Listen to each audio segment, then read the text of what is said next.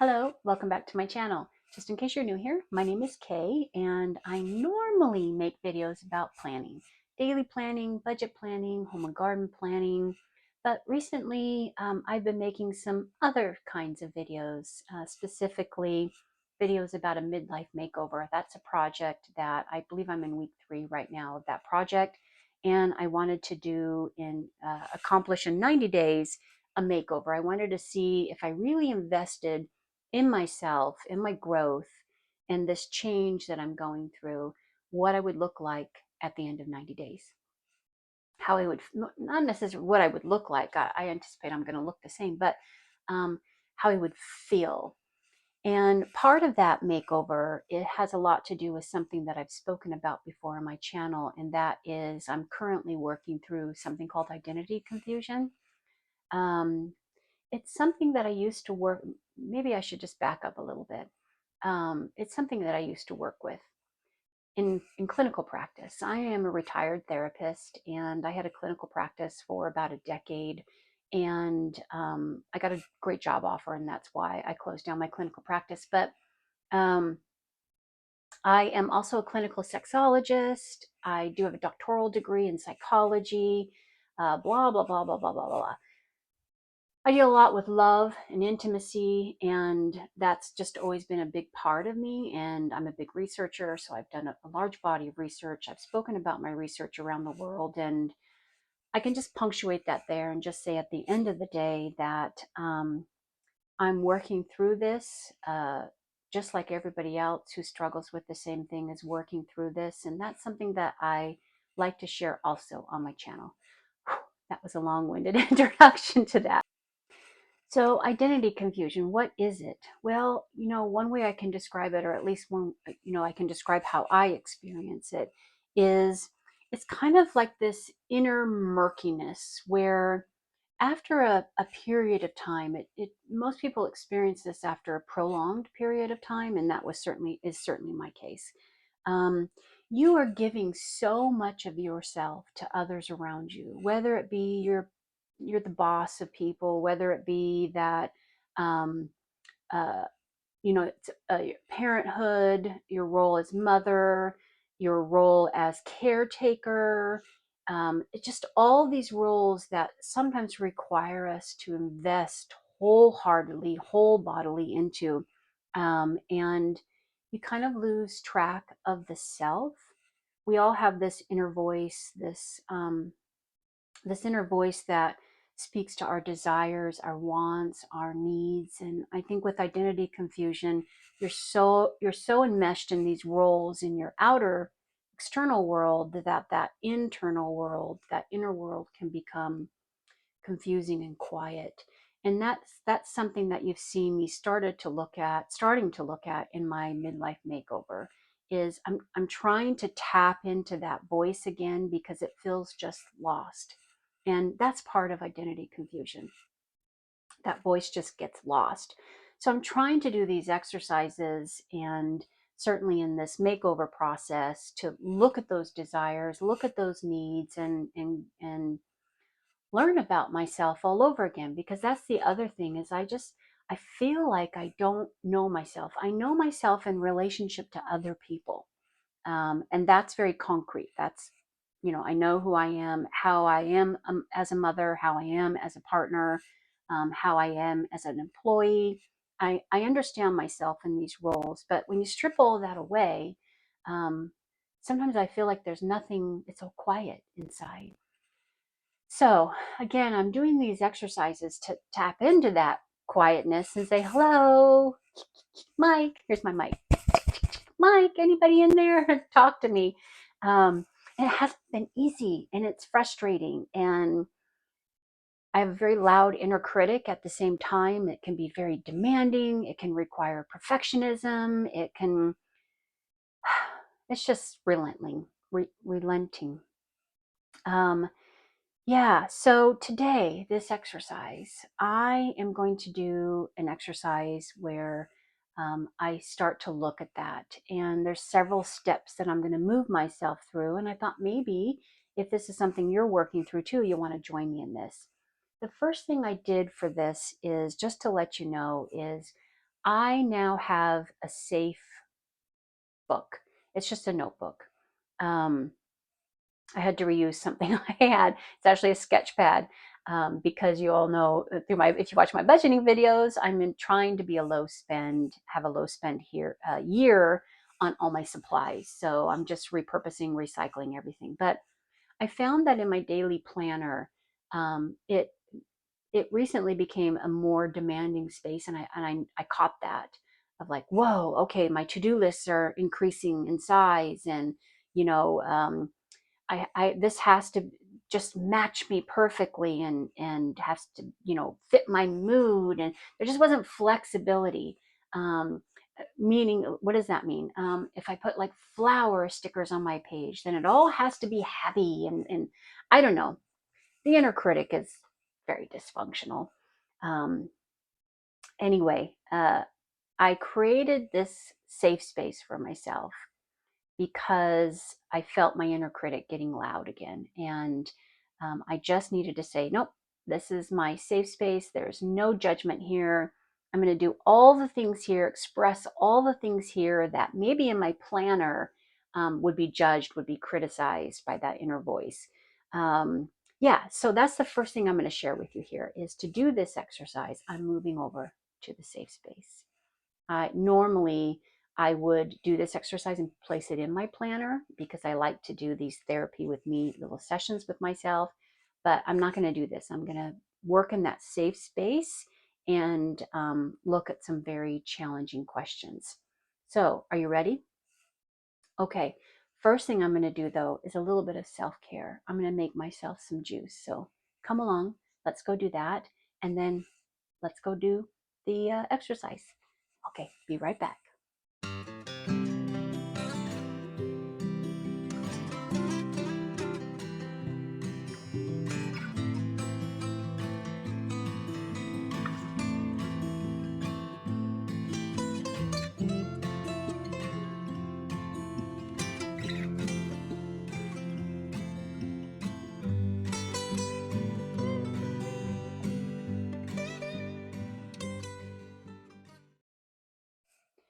So this is my sketchbook that I've declared. I have several pages going in it that I've declared my safe space.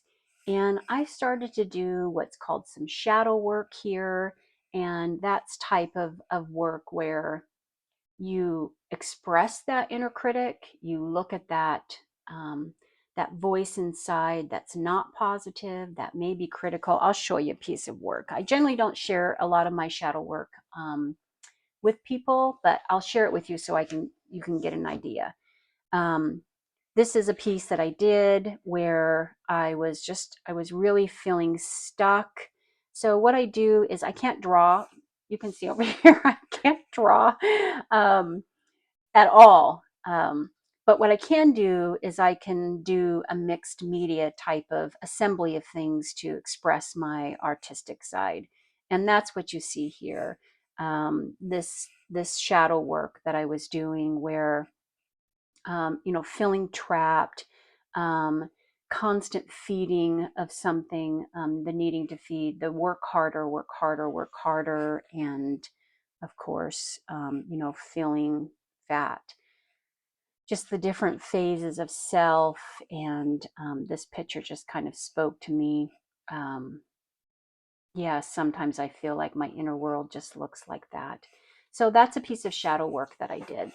Um, Today, I'm going to do this exercise. And first, let me just talk a little bit about identity confusion. So there's a lot of reasons are life points when you may experience or you're more prone to experience identity confusion. I think that major life changes, of course, are a big one. Divorce, moving, children move out of the house, grief, that's a big change. Over identifying with roles, that's something that I know in particular, has impacted me, is I become everything else as a role, and it's serving a purpose, a very important purpose, but it's not about me and meeting my desires or my needs. People pleasing, perfectionism, me, hello, hello, that would be me. Um, and then, just feeling like other people have expectations on you. Sorry if my chair is creaky. I'm reaching around and getting some stuff. People's expectations of, you feeling like you have to rise to meet those expectations. This constant pressure on the self can leave you feeling like you're unclear about your own dreams. So, um, yeah, it's like when I shared in a video when we had Girls' Day, we went to this bakery, and when I stepped into the bakery, the first thing I thought about was my husband, which is such a compassionate, beautiful thing. Um, but I really had to stop myself and say, wait a minute, would you like? I want you to look for yourself first and then look for your husband next. Um, and that's just part for me of regaining that voice of my desires. What do I want? So the first thing I want to do here is I just want to kind of set up, I'm trying to, part of this midlife makeover, I'm trying to take more care with myself. So like normally I wouldn't take the time. You all have seen a therapy with me before where I just kind of sketch out my thoughts and I don't even necessarily write neatly and I don't take the time. So I do want to take the time with this. So I just selected a few things and oh, whoops, yikes.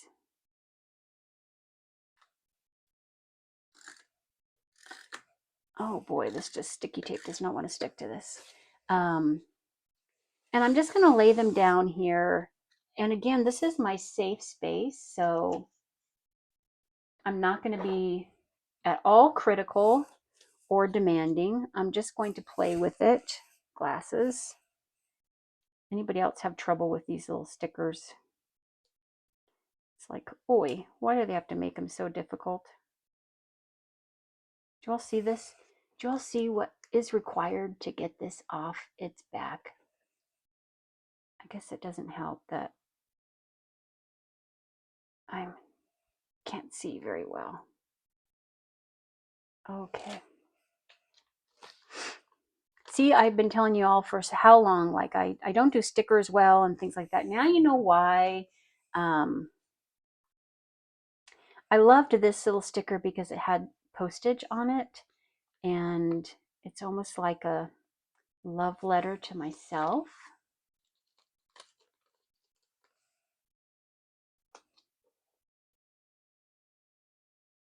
And then I also loved these guys because identity confusion, these roles are in a way like masks. My role of mother, I have a persona. My role of boss, I have a persona. And it's really lifting up that mask and looking under it. So the first thing I'm going to do in this exercise is, and again, this is my safe space. I can lay this out however I want to, and I'm not going to judge myself. I'm talking more to myself right now than I am to you, but just reminding myself of that it's okay if this is not beautiful. Okay, so the first thing I'm going to do is I'm going to I'm just going to acknowledge what's taking place. So for me, I feel disconnected from self.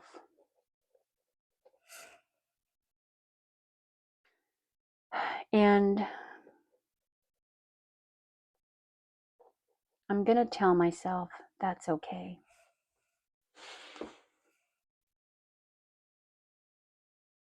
This happens. I'm human. Sometimes my inner critic expects me to be superwoman and something other than human. Okay. And then the next thing I want to do is I'm just going to kind of write down some of my roles. Mother, wife, daughter, employee, boss. I think employee and boss are a little different for me because um, the individual that I report to, there's a lot of pressure coming from there. And then being responsible for people, there can be a lot of pressure coming from there as well. Two different things for me. Um, okay, caretaker,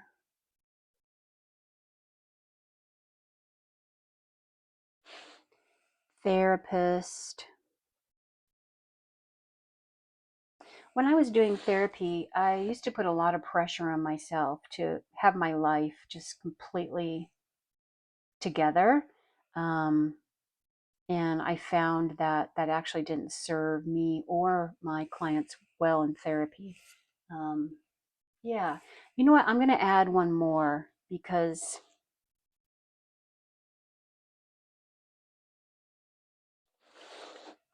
artist, and let me add creative. I love to create. I love to do art. I'm not talented at art. And sometimes that stops me from creating because yeah, I'm a realist and I know I'm not talented at art. Um, but it should be okay.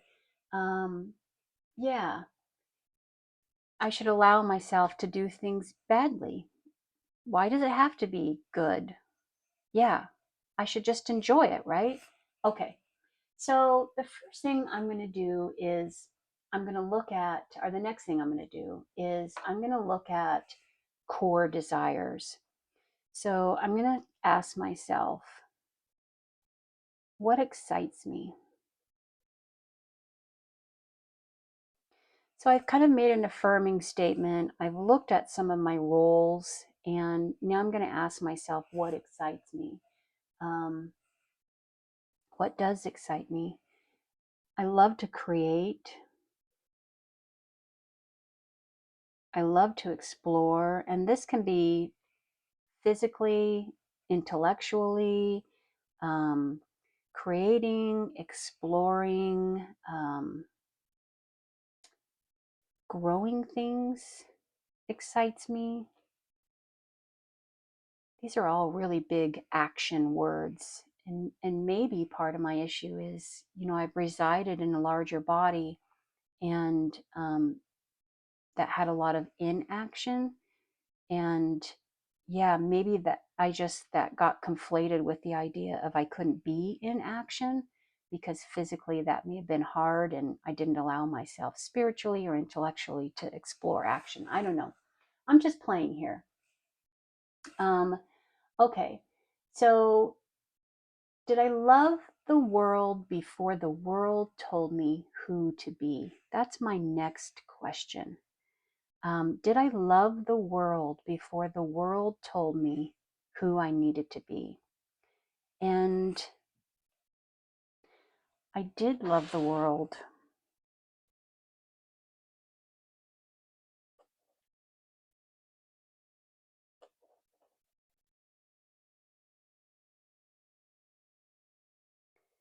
I'm going to make a statement.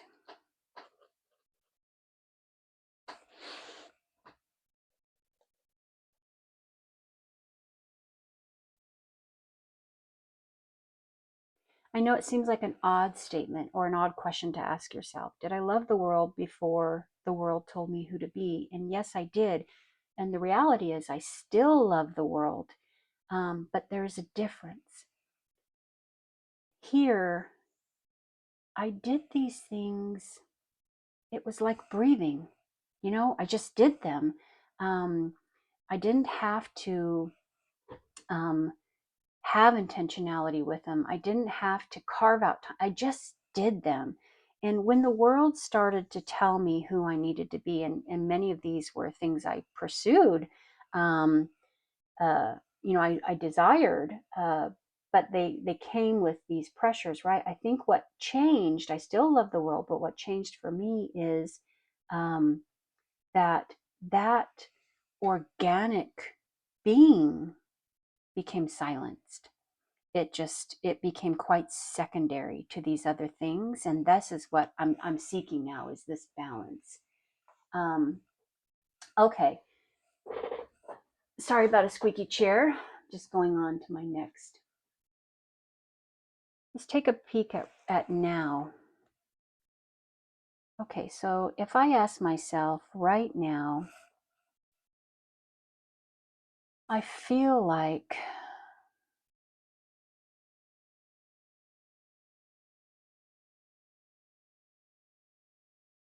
I'm supposed to be perfect.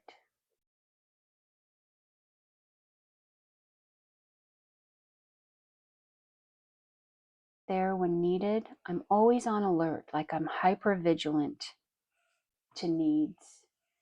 I feel like I'm supposed to be a hard worker.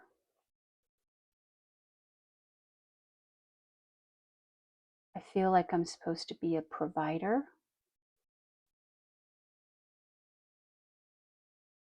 And I feel like I'm supposed to be nice. Yeah. But I want to be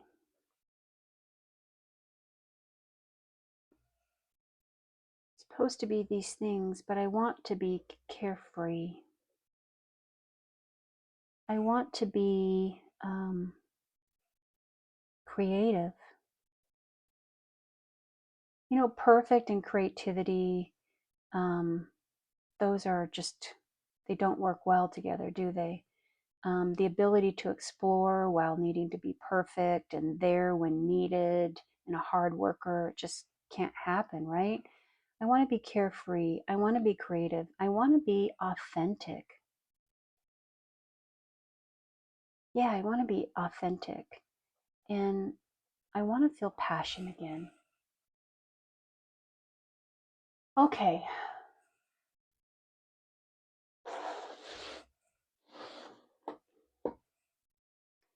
I miss the part of me.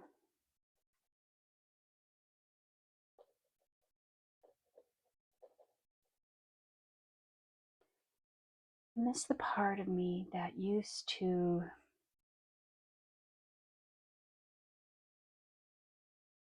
defend and prioritize my passions.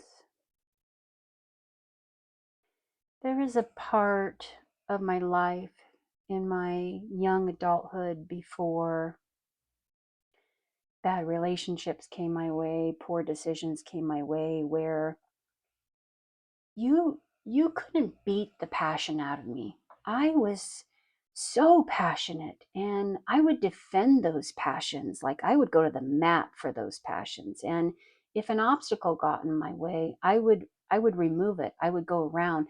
I didn't give harbor to that obstacle. Right now I feel like I give a lot of sanctuary to my obstacles of like, oh, okay, yes, welcome to my life. Here, you're safe here. I'm just going to stop. Um, I didn't do that before. So, yeah, I miss the part of me that used to defend and prioritize that.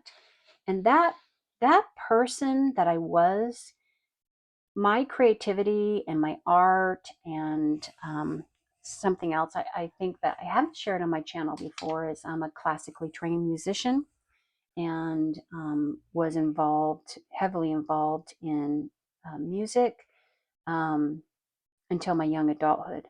But yeah, this part of me was so passionate, and so it was that passion. I don't know how to describe it. I don't know if you've experienced something similar. There was no judge in that passion. Like it didn't matter to me when I was doing music, it didn't matter to me when I picked up a new instrument and I didn't know how to play it and I played it poorly. It didn't that never hit my radar. It was just that focus on the enjoyment of it, the pursuit of it, feeling passionate and good about that thing.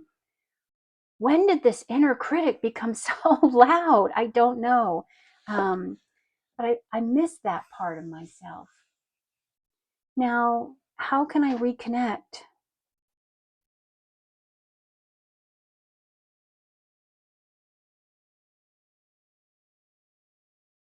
I need to crack this open. I need to be vulnerable enough to where I can look at this honestly and authentically. I need to kind of figure out when that inner critic became so loud. Why? What was I vulnerable to? Already it feels harsh, huh? It feels demanding. I'll ease back on that, but just let me process through this. I and I need to find out how I fueled it. Like, what's fueling this inner critic? Why is it so loud today? Um, yeah, why it's so loud today that I've shared in my video part of this midlife makeover. I was just so tired of feeling this way, so tired of not feeling desirable or beautiful or amazing. These things that I hope for everybody that you feel. I was tired of not feeling them for myself. So I need to understand this better. I need to keep doing exercises like this so I can understand this better. um, I need to get my feet in the sand. When I was young, we lived by the ocean, and there was something that was very grounding to me to be next to the ocean with my hands and feet in the sand. I'm a little bit further away from the ocean these days, but I need to get my feet in the sand. I need to take a journey back to the ocean. Um, I need to heal the relationship with my body. Oh boy, that's a big one to unpack. I've lost weight. I've lost 100 pounds. I'm still losing. But everything that got loaded up with letting myself get to the place where I thought my obesity was going to kill me, um, I need to unpack that. There's a lot of anger there. There's a lot of self resentment there. There's a lot there. Um, I need to let go of needing to be more. That's the thing. These identities, these roles that I take on, even in some sense, my YouTube channel, um, there's always this drive of do better, do better, do better, work harder at it, be more, be more, be more. Um, who am I if I'm not that? Like, will just me be enough? Is just me enough? I I need to let go of that. It's going to be a process. It's going to be hard, um, but I need to go. Um, let's go there. Actually, we'll let this be the last prompt, so this is not an hour-long video and you fall asleep in the middle of it. I need to let go of people pleasing.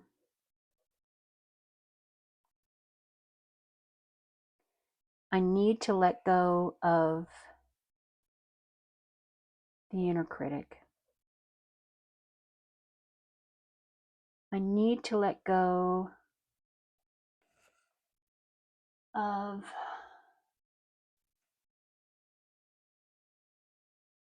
responsibilities that I take on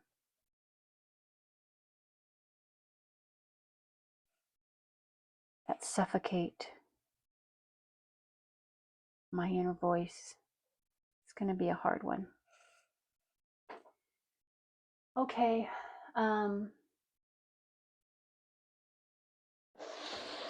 Just going to make a couple of notes here. The first one is identity is fluid. It's a beautiful unfolding. It's ever evolving.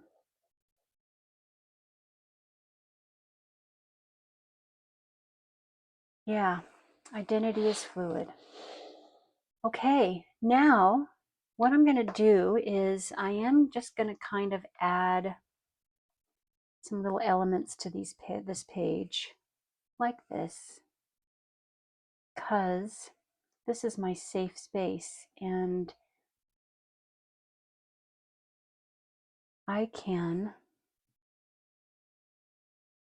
do in it whatever I want. And it doesn't have to match, and it doesn't have to be perfect.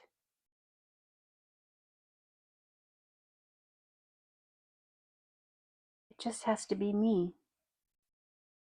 It just has to be me allowing myself to be me. And you know, whenever I say the word has to, gosh, I'm going to watch this video. I don't watch any of my videos after I make them, by the way. I can't stand my voice on camera, you know, the inner critic. But I'm going to watch this video because I'm going to reflect on how many times I told myself, don't be demanding. And then I turned around and used language that's nothing but demanding. It's a process. It's an exercise. Thank you for joining me today. Until the next time, may you be blessed.